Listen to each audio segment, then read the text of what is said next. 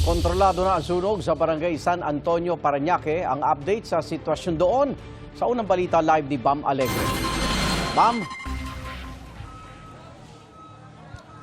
Igan, pasado alas 6 ng umaga nga nang makontrol ang mga bumbero itong nangyaring sunog dito sa barangay San Antonio, Parañaque na umabot pa nga ng Task Force Alpha kagabi.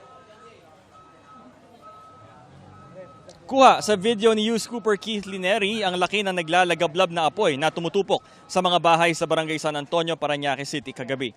Mabilis daw na kumalat ang apoy. Kita rin ang kapal ng usok. Ayon sa isa sa mga nasunugan na si Christina, mabuti at nagising daw siya ng mga kapitbahay kaya nakalabas pa siya sa kanila. Dali-dali raw niyang binitbit ang alaga nilang aso kasama ang iba niyang kaanak. Ayon sa barangay DRMO, namahagi sila ng fire extinguisher sa kanilang lugar. Pero dahil gawa raw sa light material sa mga bahay, mabilis kumalat ang apoy kanina. Nakahanda naman daw ang koordinasyon para sa evacuation center ng mga nasunugan sa kanilang barangay. Sa tala ng barangay, 2 ang sugatan, parehong lalaki. Ang isa may sugat sa ulo, ang isa sa gawing binti. May isang babaeng residente rin na hinimatay. Ayon sa Bureau of Fire Protection, 500 hanggang 600 na mga pamilya ang apektado. Tinatayang nasa 1,800 na individual ang mga ito. Nasa 900,000 pesos din ang initial estimate ng halaga ng pinsala sa ngayon. Mahigit 100 istruktura ang naapektuhan ng sunog. Pakinggan natin ang pahayag ng BFP Parañaque, pati na rin ng Barangay DRMO, pati ang isa sa mga nasunugan.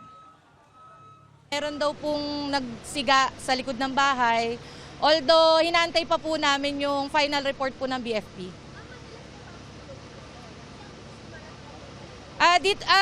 Actually po yung lower barangay po, considered po namin siya as high risk po para sa fire hazard. Hindi po namin alam, bigla na lang po nagkasunog doon sa may bandang lower barangay, mga 11 PM. May mga kumakatok po ng mga mabuting kapitbahay na may sunog nga daw po. So wala na kami po na ibang nagawa.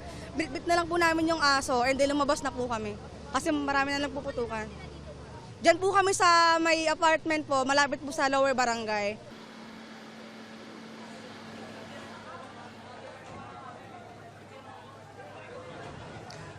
So Igan, ito ang isa sa mga naapektuhang mga hanay ng mga bahay. Patuloy yung mapping operations ng mga bumbero pero makapal pa rin yung usok, masakit sa mata.